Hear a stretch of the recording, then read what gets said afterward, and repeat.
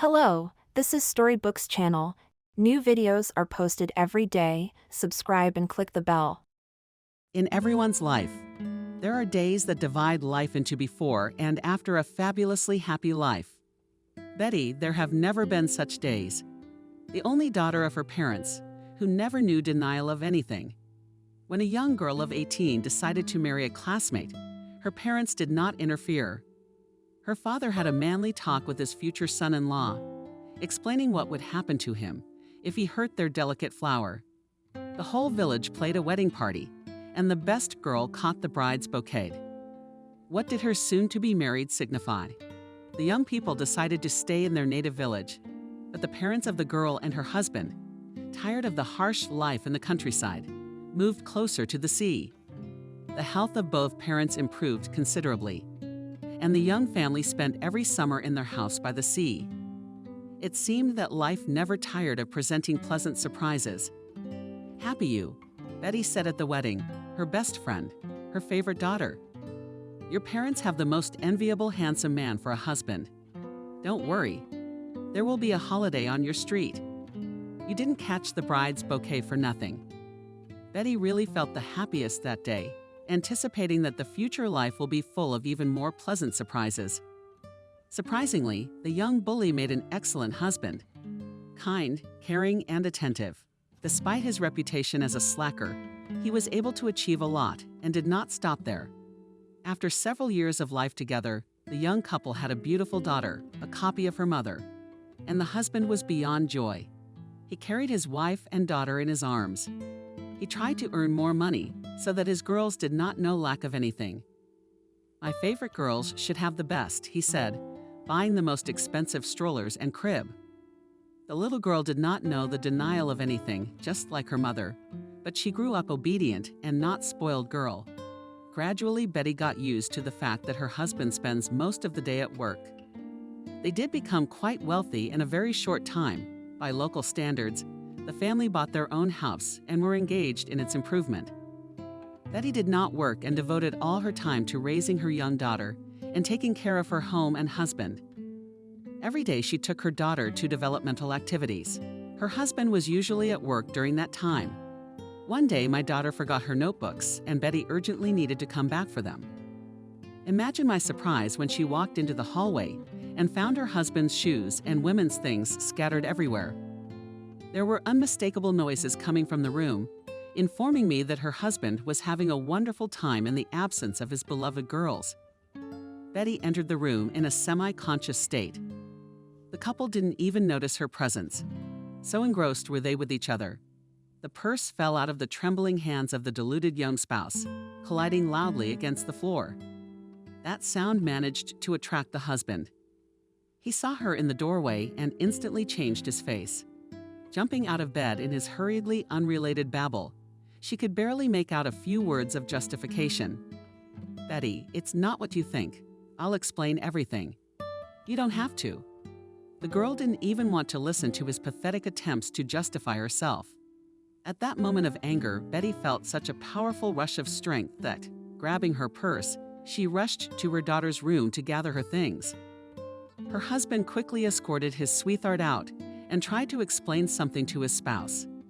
"Betty, let's talk and discuss things calmly. It was a passing infatuation. Well, the devil is on his side." She could barely hear him as she went, throwing the essentials for herself and the girl into her suitcase.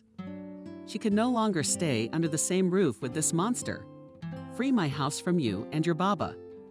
Gathering things in the field, ran out of the house and rushed after her daughter with the firm intention to get away from the traitor as far as possible. The only place where she would be accepted without question was her parents' house. "We are going to Grandma and Grandpa's house today, darling." "Oh, how exciting." "And Daddy's coming with us too." "No, Daddy's got work to do. He'll have to stay home." "That's a shame. And I wanted everyone together, like summer." The girl loved her father very much and took his constant absence hard.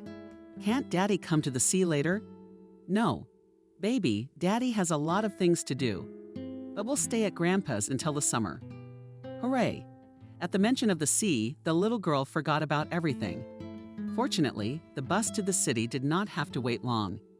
An hour later, he was already standing in line at the international ticket office. The number of people at the station exceeded all imaginable norms. Noise, ruckus, chatter, flight announcements merged in her, shocked by the latest events, and in her head into one incessant hum, like the sound of a flying airplane. The line moved terribly slowly. My daughter became naughty and asked to walk around the station for a while. "Mommy, can I take a little walk?" "I'm so hot and my feet are so tired. You see, all the seats are occupied, so you'll have to wait a little bit. But then we'll sit for a very long time and you can rest." "Well, Mommy, can I at least walk?" The real one is very hard. Realizing that in this state she might lose things or money, Betty tried not to sink into sad thoughts. Her daughter stitched her up, but letting go of the little girl's hand was wary. It was easy for an adult to get lost in such a crowd. However, when her turn came, Betty had to let go of her daughter's hand to get her passport and money. It all happened so fast that the girl didn't even notice the exact moment the girl was out of sight. "Little girl, please hold on to your mother. I need to buy a ticket." The cashier was a remarkably unpleasant woman and was completely unwilling to step in Betty's position and find tickets to the nearest bus. During the conversation, Betty realized that her daughter had mingled with the crowd. Dropping her bags, she rushed off in search of the child. The woman ran all through the station, peering into the most secluded corners several times. Several times she ran out into the street, asked for help from the policeman on duty at the station, who asked the station staff to announce the missing child over the speakerphone. He also offered to go to the police if the child was not found.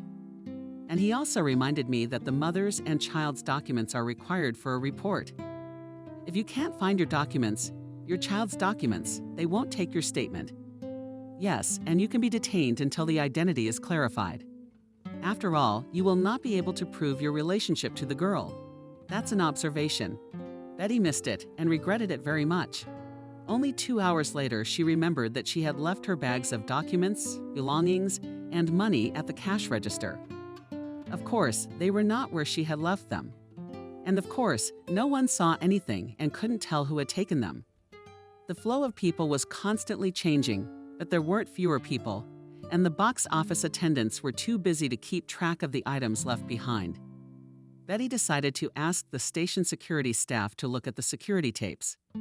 That way both her daughter's disappearance could be traced and her bags stolen. But her request was denied amidst the stress of her husband's betrayal and her missing child. The girl jumped at the security guard with her fists. "Do you have to help me? My child is missing, and you won't help me. Who do you think you are? My little girl might have already been taken by some psycho, or run over by a car, or frozen to death. Young lady, calm down." The indifferent guard tried not to react to the raging mother. "Not only I will not calm down, I'll drag you through the courts." With these words, Betty swung around and slapped the man with a resounding slap. However, the great difference in height did not allow her to reach his face, and the blow came on his arm. His partner called the police and the distraught men. The woman was taken to the nearest police station until the circumstances were clarified. When the police arrived, they did not take much pains to deal with her, deciding she was just another lunatic. During the aggravation, they rudely pushed her into a cell. They went about their business without even giving her a chance to talk about the reason for her behavior. "Calm down, you're finally out of your mind. You have no right to detain me. My daughter is missing. You have to help me find her." The last words were drowned in a stream of sobs. Powerlessness, fear for the child, and despair streamed from her eyes, mingled with the obsessive plea to help get her child back. All night long, Betty did not close her eyes. The events of the day had utterly robbed her of the will to live, but the anxiety of the tasks kept her awake. She ran through her mind 100 possibilities of where her child might be, and each new version was scarier than the last. By morning, she could scarcely tell what was real and what was a figment of her fevered imagination. After sitting in her cell for almost a day, she was finally able to pull herself together and ask the guards who were guarding her to invite an investigator. "Can I talk to the investigator and explain the reasons for my behavior? Did you throw your fists at him too?" The officer on duty did not try to hurt or provoke her.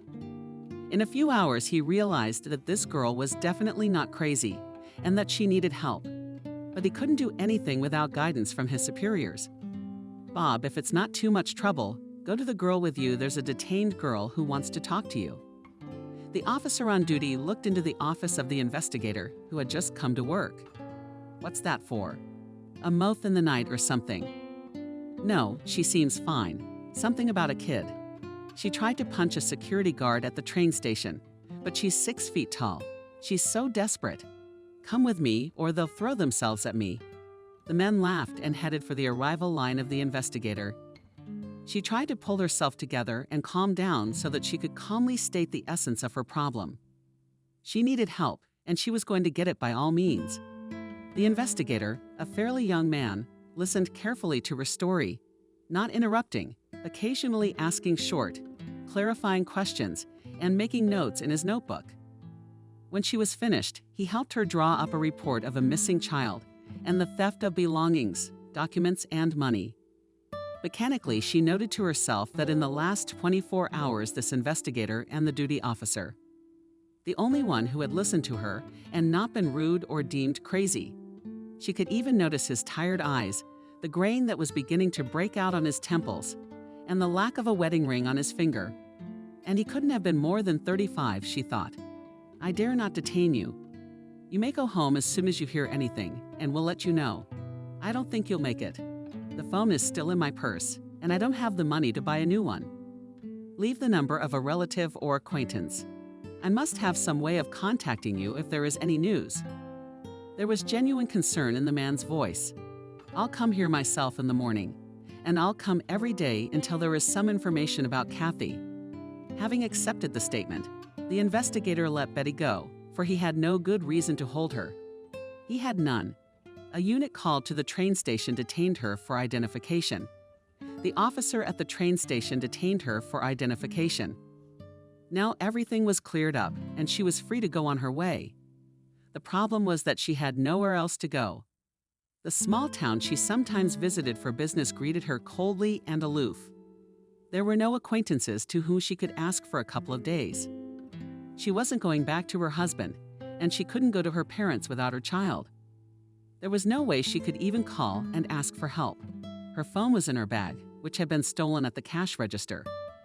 To wander around the city before twilight, Betty decided to go back to the train station and spend the night outside in the freezing cold. But not the best decision. And at least at the train station there were people and warmth. At that moment she was once again horrified by the fact that her little girl might be freezing in a snowdrift somewhere, and that she could do nothing to help her. Tears of despair streamed down her cheeks, but the girl no longer tried to stop or wipe them away. The cold pierced through her bones. In addition, her body reminded her that the woman had not eaten anything in over 24 hours. The last time was at home early in the morning before class. It seemed like an eternity since then. Surprisingly, in all that time, she never once remembered her husband or his disgusting act. Anger, and then fear for her daughter and despair supplanted the memory of the betrayal of the once dear and beloved man. All her thoughts now were only of her daughter. Where could the child have gone? She had not fallen through the earth. Betty kept the hope deep in her heart that the girl had been found. Kind people took her in or called the police, and now they were actively looking for the baby's mother.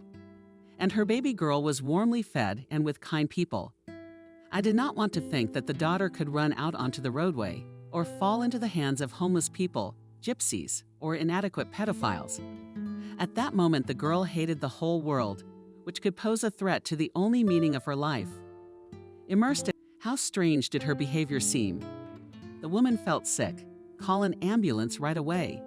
Fortunately, there were responsive people who lived on the first floor of the house. The man not only called an ambulance, but also helped to bring the women to their senses. While they waited for the doctors to arrive, do you know this woman? Did the man try to strike up a conversation to lighten the mood? No, I just happened to stop by this square. I'm going to the train station.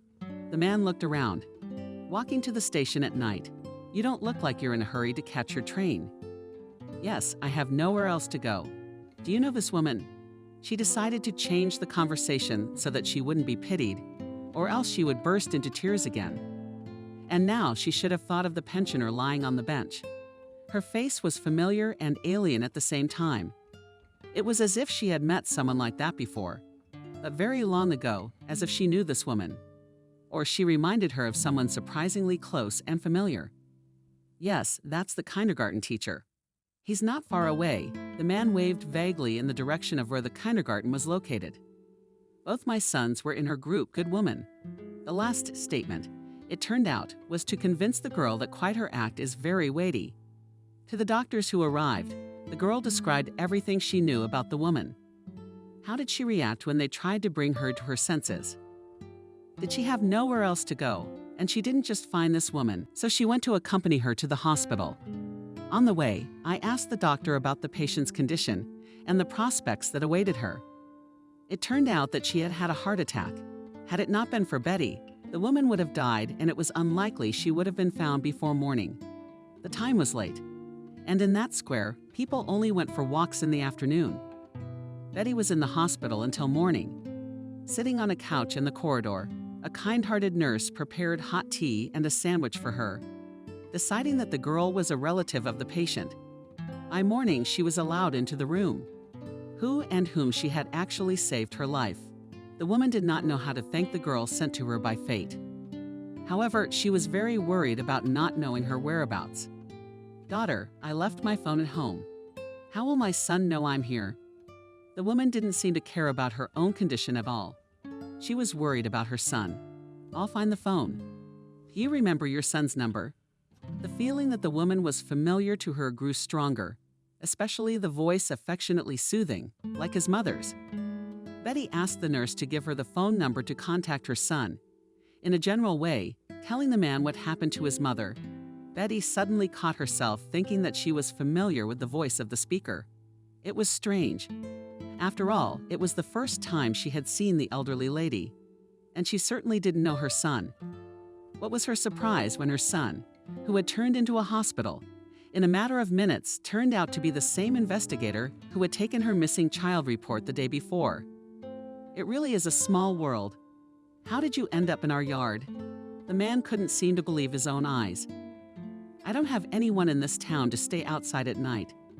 I decided to go to the station for the night, but on the way I turned into your square.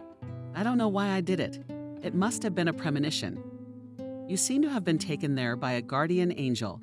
The investigator drew conclusions. "I understand that I must somehow thank the girl, thanks to which his mother escaped imminent death." Investigators involved all their connections in the search for the child. The chance of finding the bags, documents, and things, of course, was practically zero. But here, too, they should have tried. In the meantime, it was to be decided what to do with the girl. For he knew for a fact, she had no money, no papers, no belongings. She had nowhere to live, nowhere to go. And most likely she hadn't eaten anything. She hadn't eaten in days. Add to that the loss of the baby, the nervous breakdown, and the night at the police station. He wondered how she was still on her feet. But the dark circles under her eyes and cheeks betrayed everything that had happened to her from her confinement. "Let me at least feed you some lunch.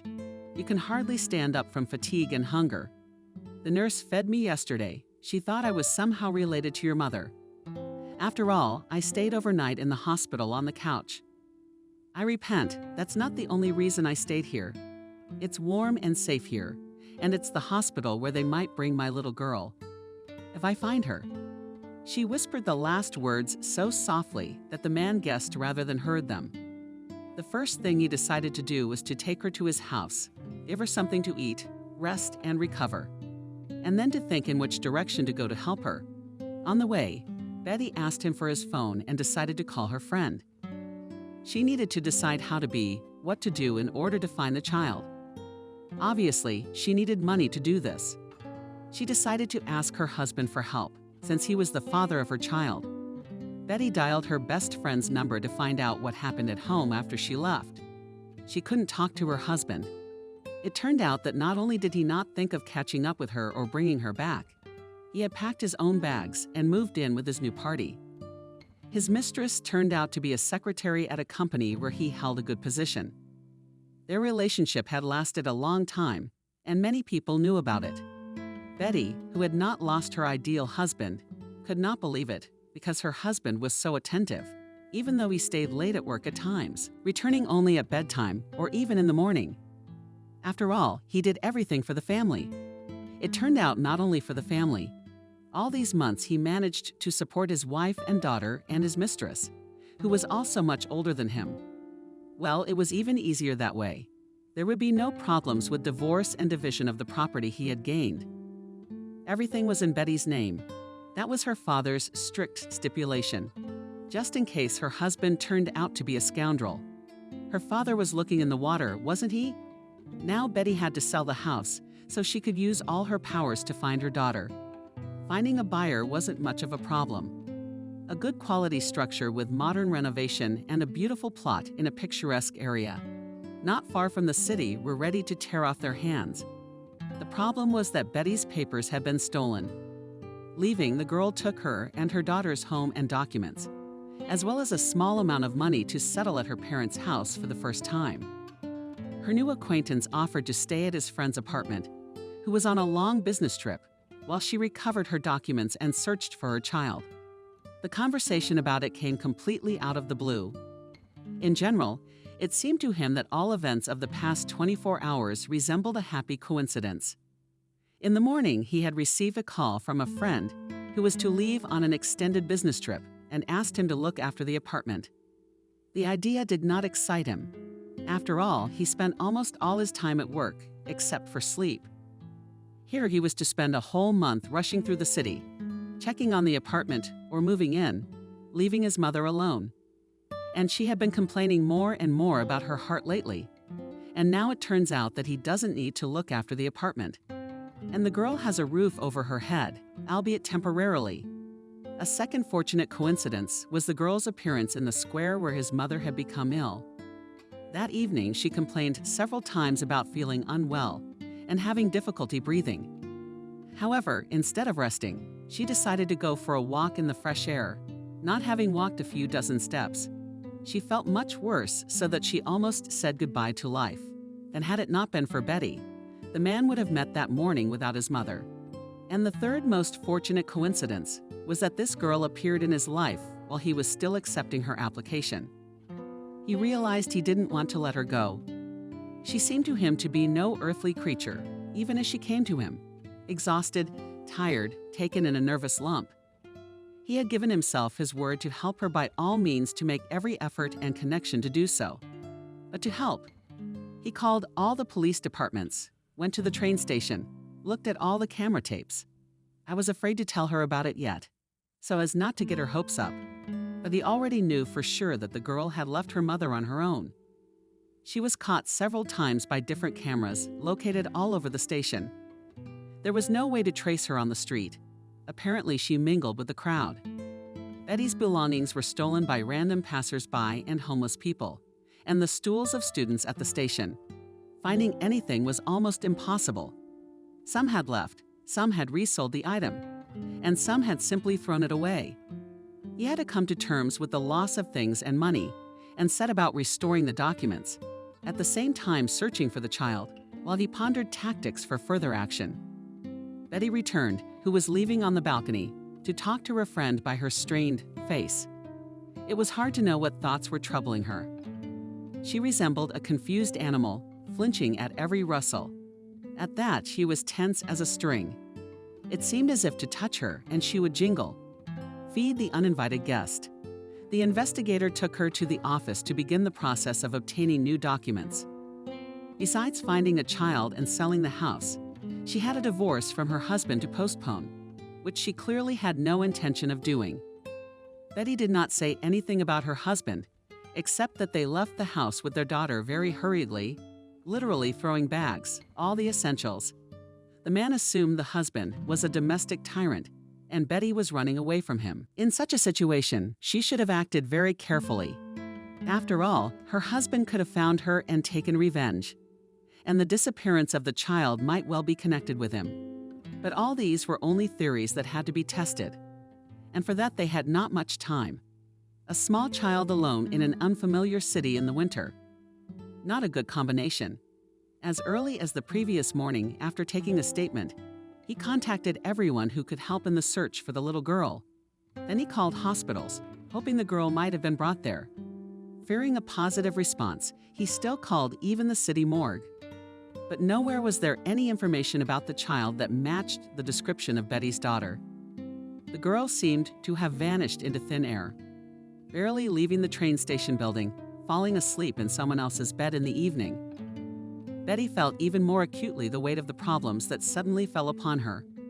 Especially difficult was how quickly a life that had seemed so perfect in every way could collapse. It turned out that her perfect world was just an illusion, a soap bubble that burst at the first touch. The girl did not doubt her actions for a second, despite the fact that she and her husband had been together for almost 10 years. In an instant, he had become a stranger to her. She knew that she would not forgive him, even if he returned, begging for forgiveness. It was his fault that she found herself at the train station in this state. It was his fault that the child was missing. In all the days since her departure, her husband has not made a single attempt to locate or contact her in any way.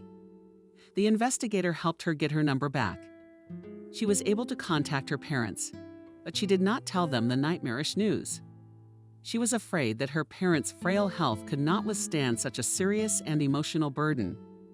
Instead, she asked them briefly about their health and tried to end the conversation as quickly as possible, until her mother asked to put her granddaughter on the phone. They had a little tradition of making up little wishes for each other every day. Most likely my mother suspected something wrong with her daughter's voice, but she did not question it. After leaving Betty at his friend's apartment, Bob stopped by his mother's hospital first, and then back to work. For the last few years of his life, work had replaced much of what the common man could not imagine his existence without. From early in the morning until late in the evening, he was lost either in the department or on the road on business. The only person for whom he could cancel all business was his mother. She raised him alone, putting all her strength and ability into him. He knew nothing of his father. As a child, he had tried to ask, but his mother had assiduously avoided the subject. Gradually, he realized that she didn't like that kind of questioning. As an adult, he tried to offer versions of who his father was and why he was not with him. And when he joined the police, he even tried to find out things about him through his own channels. But there were no results. He decided that his father might well have been some random acquaintance of his mother's about whom there was no record. So it was useless and hopeless to look for him. After talking to the hospital doctor, he went to work. The medic was pleased. Mom was feeling well and was quickly on the mend. In a few days, he could take her home and continue her rehabilitation treatment within her own walls. Mom was not yet aware that her son had found her a wonderful sanatorium that specialized in rehabilitation of patients after heart problems. The conditions there were terrific, but it didn't come cheap either. However, he was not at all worried about the price. The health of his only family member was 100 times more valuable. The next few days were spent constantly traveling to and from different organizations. It turned out that acquaintances and connections in our country were sometimes decisive. The process of restoring documents was set in motion, but finding a child was much more difficult. Obviously, the girl was taken in by someone.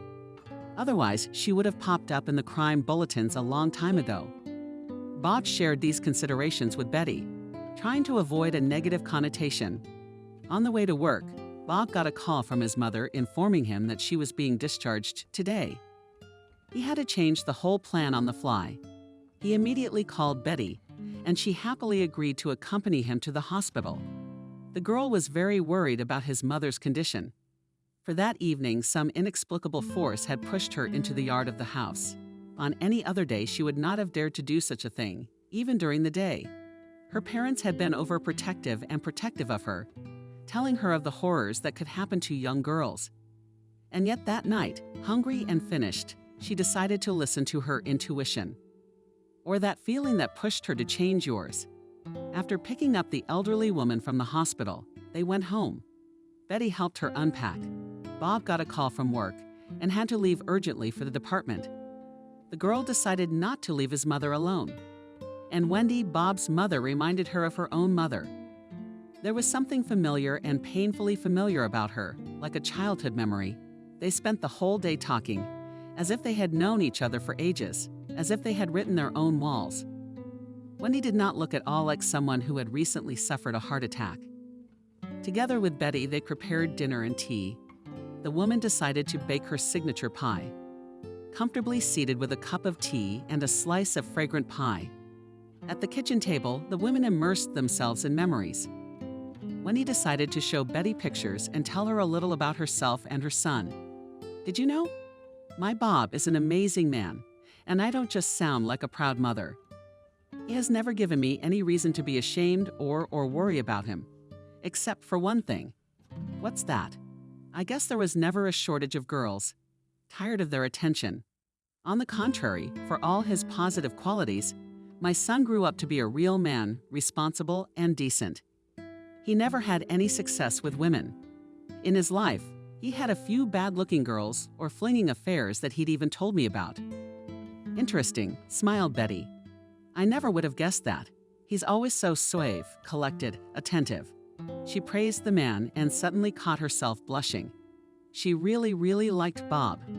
And Wendy told her young friend the story of her son's unhappy and tragic crushes. There were few of them, but the woman knew how to tell it in an interesting way, immersing the listener in important details. Bob grew up a very serious and determined boy. He was engaged in sports and was the favorite of teachers. Despite the fact that his mother raised him alone, he did not give the usual teenage troubles and was not rude and made friends with similarly positive kids. Those around him were frankly jealous of what an obedient and caring son the women were raising. It went on like that all his life. Bob received a higher education. He worked his way up the career ladder, earned good money. He was well respected by his superiors. He also gave his mother as much time as he could. The woman was worried about his lack of family. Many of his friends and colleagues had long been family people. Her son had no relationship with the opposite sex. Often the woman sighed, "Son, I would very much like you to find yourself a worthy spouse. I'm not eternal and do not want to leave you alone in this world. But then you introduced me to your family." My son knew that my mother grew up in a large family, but he did not understand why they did not communicate. And besides, he absolutely did not want to continue talking about the subject and was happy for any opportunity to change it. Also at school, Wendy continued. Their story, they arranged their son's personal life. He fell in love with a classmate. However, the girl, who grew up in a dysfunctional family, herself very quickly adopted the addictions of her parents. The woman sighed deeply, regretting the young girl who had no one to take care of. She was friends with boys much older than her. My son's feelings were openly mocked. If it hadn't been for my son, her life would have ended much sooner. The girl who died? Betty felt truly sorry for the girl, for she was a mother herself. Yes, Bob had saved her life once, but still her life was cut short very early. It was Bob who had once saved her, when her friends thought she had stolen their money. He not only fought her off from the frenzied and company that was indiscriminately striking, unconscious half-dead girl, but was able to send her to the hospital and then take care of her for a long time. Unfortunately, she did not appreciate the act, and some time later she was back in the same company. The girl did not live to see her high school graduation. In another drunken brawl, she was stabbed to death. Bob could not come to his senses for several years after the shock, was just crushed with grief. He tried not to show emotion, but his mother knew how hard his son had suffered the tragedy. The second serious crush happened when he was in university. This time his sweetheart was a girl who was studying a few courses younger than him. In the same field of study, quite decent, intelligent, well-read. That is how she seemed at first glance. Most importantly, she was the exact opposite of his first love. Groomed visiting exhibitions and the theater. She calmly accepted his advances, but did not give the opportunity to transform the relationship from friendly to romantic. Bob courted her without insisting on anything, until he learned that the girl was not at all as simple as she seemed at first glance. She was hastily combining her daytime university studies with a very lucrative job at night. Once in practice, he was taken with him to the arrest of a large underground casino. In addition to the opportunity to tickle the nerves at the card table visitors, were offered the services of girls and illegal substances. Bob did not even immediately recognize his lover, so much her image was different from his usual. She did not even recognize him that day. Are you telling me that the quiet, upright university student was working as a prostitute? Certainly not the turn of events Betty had expected. Yes, Wendy continued. She had very serious patrons.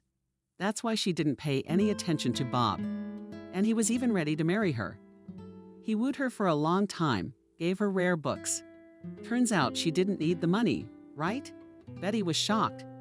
She had thought that only the best and the smartest and the richest went to university.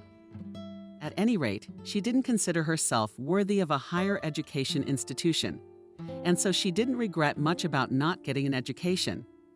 Marrying early. Out of thought for herself, and I returned to reality, the interlocutor, continuing the story of Bob's difficult fate. Disappointed in love finally, he decided that a happy relationship wife is not his destiny. And all his free time he tried to devote to work. Sometimes, allowing himself trips to the mountains with friends, I never minded. After all, he was young. He always had many hobbies. But he wouldn't risk his life for no reason either. In fact, life wasn't so bad. Short flings with no strings attached. Not a bad alternative. Still, it bothered her mother a great deal. Betty listened, holding her breath and not interrupting. How starkly different was his story from hers. She, used to growing up in love, care, attention. She did not understand how she could not get from life what she wanted or make any effort to do so. Her parents loved and pampered her, never limiting her in anything.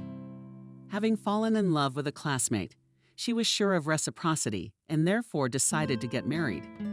After all, she truly loved her husband. Not once in the past 10 years had it occurred to her whether her husband loved her, or had he simply taken advantage of her parents' financial help, which had enabled him to get an education. Undoubtedly, he had worked hard to give his family a decent standard of living, but then, when they began dating, he was a nobody, and she was the daughter of a respectable and poor man. Now her husband, though he left home with a bag of clothes, he was left with a good position. In essence, he won't suffer that much from the divorce. And judging by the way he acted after Betty left, family had very little place in his heart. It was, in fact, the first betrayal and disappointment in Betty's life. Perhaps that's why it was so painful. That's why she couldn't be in that house anymore. If she had cooled down and taken a sober look at the situation, she would not have committed a rash, impulsive act and lost her daughter. Immersed in her unhappy thoughts, the girl slowly leafed through the family album, indifferently sliding her gaze over the black and white photos and barely listening to Wendy's comments. Each picture, already about to close the photo album, she glanced at one photo and froze from the old picture, on which the kids were sitting in even crates in kindergarten. A blonde, curly-haired girl, in whom Betty recognized herself, was looking at her. The photo was taken at her first kindergarten matinee. She remembered the day well. A friend of her father's had brought her a stunningly beautiful pink dress from overseas. She was bathed in the attention of the children and teachers. It had been difficult to get such a thing. But she understood that now. But then she looked like a princess in it. When Betty's parents lived in the city, a few years later her father was offered a position in the village, and a nice house, a company car. No hesitation at all. They moved in. Wendy, you won't believe it. That girl is me. Betty couldn't believe the coincidence. Really? I wondered who you reminded me of. Because no one else had a dress like that. Yes, I was the most famous at the festival, so to speak, bathed in the glory rays. The girl laughed, remembering how flattered she was by the attention of others. How small was the world. Two women who had met under the most amazing circumstances, who instantly found common ground, and, as it would later turn out, with similar destinies, sat together in the same kitchen and shared with each other all the troubles that had fallen on their shoulders. And now it turned out that Wendy was a teacher in the group Betty was attending. That's where that strange feeling that she had known women for a long time came from. At that moment, she remembered that she really didn't want to go to that kindergarten. And only a kind young kindergarten teacher could persuade the girl to let go of her mother's hand and go to the other children. She did not remember her name, but she remembered the amazing gentleness and kindness that the kindergarten teacher radiated. Wendy had worked in that kindergarten all her life. Not long ago, she took a well-deserved retirement. Health problems did not allow her to pay enough attention to the children, so she decided to leave voluntarily. After that, Betty decided to tell her story. The story did not take long, for life had not been replete with vivid events until recently. After a little silence, the older woman said, "Are you sure you did the right thing? Sometimes impulsive, rash, ill-considered actions can have terrible consequences." And Wendy told Betty the story she had kept quiet for 30 years, not letting anyone know the details. For some reason, it was now to this girl that she wanted to tell it all, to unburden the weight she carried on her heart. Somehow she was sure that she would be understood, not judged, and supported. She grew up in a large family and was the eldest. Constant baby cries, diapers, lessons with the youngest. The girl was terribly tired and wanted to grow up as soon as possible and go away to study away from her parents. Even as a child, she was determined that she would not have many children. One was enough. After all, her parents did not think about the fact that older children should not bring up the younger ones. Help, yes. Support, set an example, but in no case replace parents completely. At 15, after graduating from 8 years of high school, Wendy left home to go to teacher training school. She never came home again. At first, she was overwhelmed by a new and exciting life. Then she couldn't get away from her studies. And eventually she realized that she just didn't want to see any of her family. To make matters worse, she had started dating a young man and was going to marry him, introducing him to her parents and her many siblings. She didn't want to. Her fiancé was from a respectable family, and his parents were not thrilled to be related to a nobody-known village wire. However, her husband loved her and wouldn't listen to anything. Everything changed dramatically after the birth of her son. The constant cries of the baby is not a coastal home and not groomed. The young spouse quickly dispelled all romantic feelings. The husband became rude, aggressive, increasingly snapped at his wife and child, began to come home late, sometimes drunk. One day, something clicked in his drunken brain, and he hit his young wife. Wendy flew into a corner for a few minutes, unconscious. Her husband, however, was not going to calm down, continuing to throw her to the floor and smashing everything around him. The girl tried to calm him down so the noise wouldn't scare the baby. But when he wanted to hit her little son, she decided to act decisively and protect the baby. She hit her husband on the head with a stool, and while he was unconscious, she grabbed the baby, some belongings and documents, and ran to the train station. Being around such a man was dangerous for her life, for the life of her and her child. She realized there would be nothing to stop such a man. She bought a ticket at the ticket office for the first available destination. A few hours later, she and her son found themselves at the train station in an unfamiliar city that had become her own. She did not dare go to her parents, fearing that her husband would find her there. And why would they need her as a burden with a baby in their arms? They had enough there without her. Wendy decided to start a new life here, and started in such a way that her husband could never find her. She went to the police station and reported the loss of her documents. She gave her maiden name to get new ones. She also registered her son in the same name. In the new passport, she did not indicate her marriage, and the child's birth certificate had a dash instead of the data about the father. And then there was a long and difficult period. Her little son had to be fed, clothed, and raised. And to do this, she had to find a job quickly, but one that would not be a problem for the child. Little Bob was only 2 years old at the time. She got a job in a daycare center. She put her son in daycare. There was no place to live, but the manager let them sleep in a back room. At first, she worked as a janitor and janitor. Then she was offered a position as a nanny. And when her son went to school, Wendy was able to take the position of educator. Gradually saving up all of her wages, she was able to save for a small room in the communal apartment. She was only able to change it for an apartment when her son started earning money. When she had finished her story, she looked at her young friend. "Such is my unhappy story," concluded the pensioner, looking at Betty. "But why didn't you reconnect with your family?" didn't allow Bob to communicate with them if you were afraid he would be left all alone. In the beginning, I was resentful of parents who had children one by one without thinking about how and what to raise them on. I wanted to get away from them. Then I blamed them for marrying the first man I met. But did they push you to get married? Betty genuinely didn't understand how you could treat your parents with anything other than boundless love and respect. No, but it was easier for me.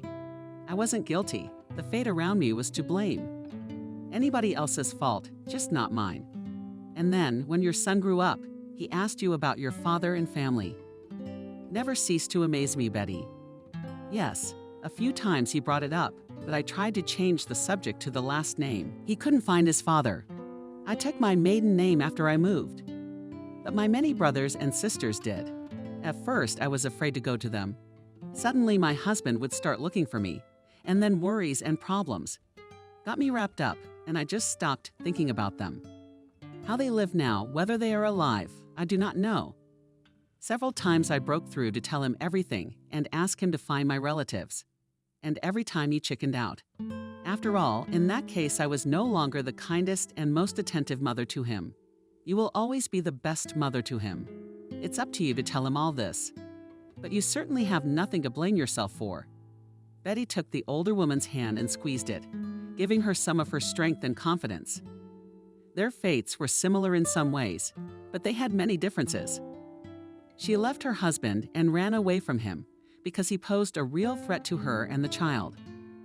Betty, on the other hand, endangered herself and her daughter for a simple whim. The house belonged to her. She could have gone nowhere and simply kicked the unfaithful husband out. He had never laid a hand on her or the child. There was no good reason for the girl to run away. Still, Wendy felt sorry for Betty. For sometimes the collapse of the hopes of an ideal world is as painful as moral or physical abuse. At that moment, Betty's phone rang. Bob asked to come urgently to the office, saying that it was very important and concerned her daughter. Without listening to him, she rushed to the door as she buttoned her jacket. I don't remember how Betty flew a few blocks and ran into the police station where Bob worked. Running through several turns on the go, bumping into disgruntled people, she found herself in Bob's office, where a very dirty, dressed girl was sitting quietly in a chair. It was her daughter. Betty felt as if the ground had slipped from under her feet. I don't remember myself with joy. She grabbed her little girl and came hard to her. Surprisingly, her daughter did not appear haggard, frozen, frightened, or emaciated. Nothing seemed to distinguish her, except the dirt on her clothes, from the child Betty had lost a few days ago at the train station. After recovering a little, the girl was able to listen to the amazing story of the girl's adventures and her return to her mother. Bob suspected that the girl might have been kidnapped by gypsies or beggars to use to work collecting handouts. However, a search of the station area yielded no results. No one had seen the girl, and then this morning a man who lived on the street came to the station and told them that one of the beggars in their area had started taking the girl to work with him. Realizing that she had most likely stolen the child, he decided to go to the police. Several times he tried to talk to her and persuade her to give the girl back, but she reacted very aggressively, and the homeless man feared that she would do something to the girl or start singing to her so she wouldn't cry or be naughty, and wouldn't ask to go home. Understanding that the girl was in real danger, the homeless man came to the police for help. Apparently, the brains of the intended and constant drinking of alcohol. He was still able to think and assess the level of danger. Bob went with the police officer to the place where the beggar and the girl were supposed to be working. He had a faint hope that it was Betty's daughter. Such children they picked up off the street regularly. The woman ran away as soon as she saw the uniformed man, and the trusting girl agreed to go with him without question. He was surprised at this moment. Children today are taught from an early age not to go anywhere with strangers. Apparently, this little girl had not received such lessons, or was by nature too trusting.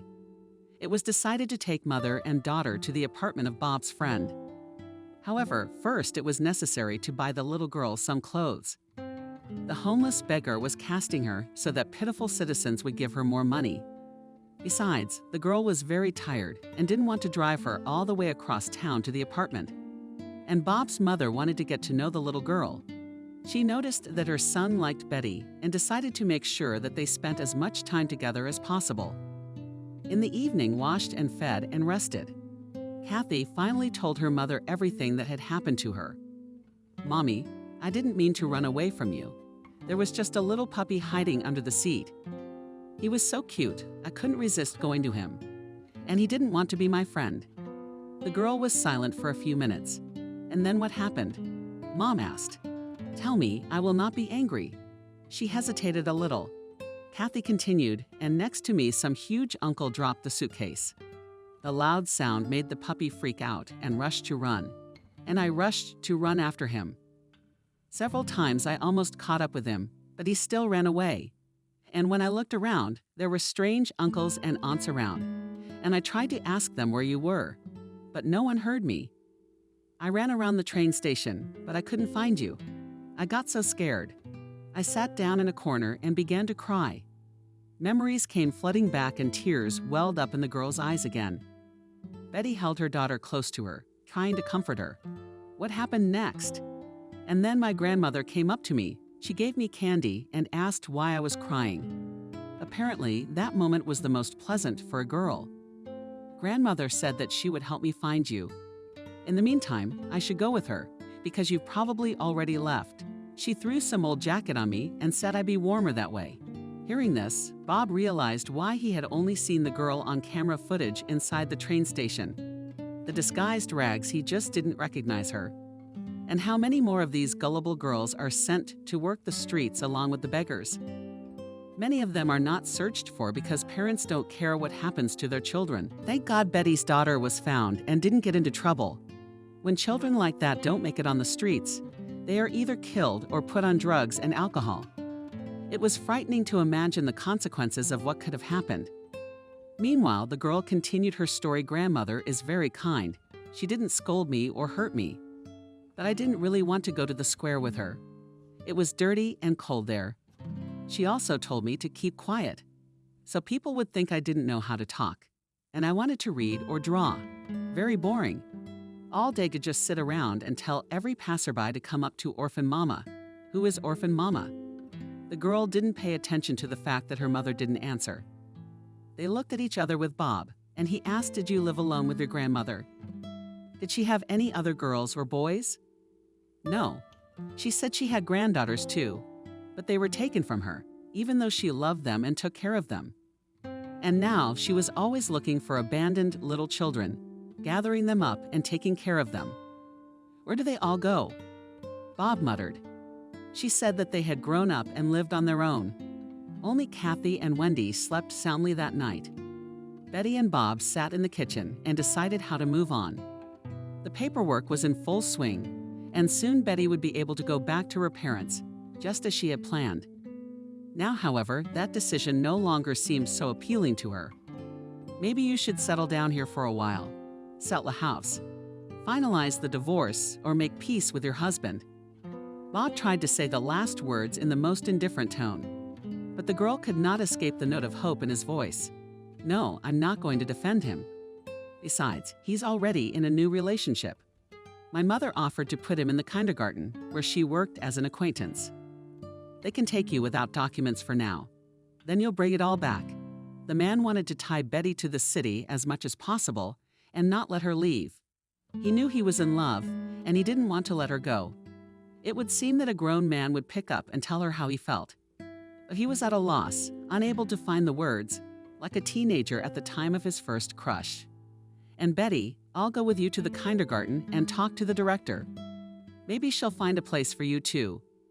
Wendy also decided to help her son in any way she could. "That would be wonderful. I can't sit on your backs anymore with a baby." "Betty, I was really glad to go to work. Married early, she couldn't get an education.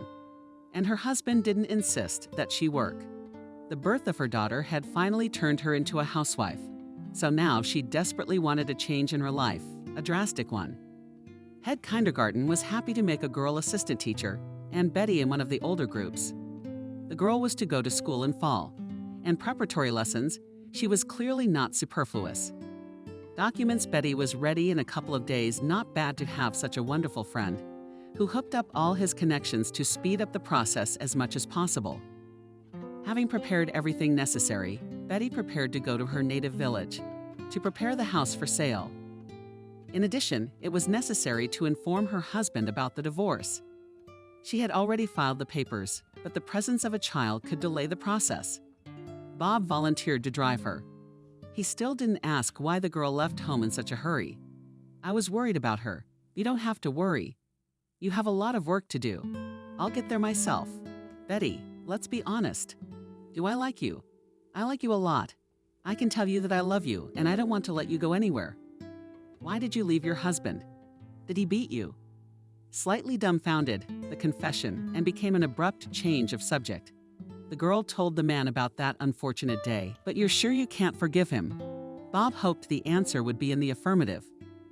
"I don't think he's going to ask for forgiveness for all the time since we left. He hasn't called or written me once, not me or my parents. And there's nowhere else I can go but to them, and he knows that." In the morning, they drove to the village where Betty had lived most of her life. Surprisingly, Bob's misgivings about her husband were not so unfounded. He actually threw himself at her many as soon as he saw her. Begged, pleaded, swore his beloved's eternal love. "I didn't know how it happened. The bitch just wouldn't leave me alone. She wanted to go through me to get a promotion, and I didn't understand it. I thought she was interested in me, but I figured it out. I realized that I love only you and Betty. You're my favorite girls. Did you know that your daughter had been living with homeless people for a week, and I went to jail while I was trying to find her?" The girl's voice was surprisingly calm and dispassionate. It was like she was talking about someone else. "But I thought you were in town with a friend, taking a few days to cool off." The falseness in her husband's voice was so obvious that Betty couldn't even answer him, glaring at him contemptuously. She escorted him out, closed the house, and headed for the car where Bob was waiting for her. Her husband's suitcases were already on the porch. He hoped to the last that his quiet and compliant wife would forgive him as soon as he showed himself on the doorstep. At Betty's request, the locks in the house were changed, so that the ex-husband would not think of returning there or bringing another lover into it. She put an end to her past life and went off to a happy new life. And in this life, there was no room for past memories and regrets. Wendy told her son the whole truth about her parents' father and his many relatives.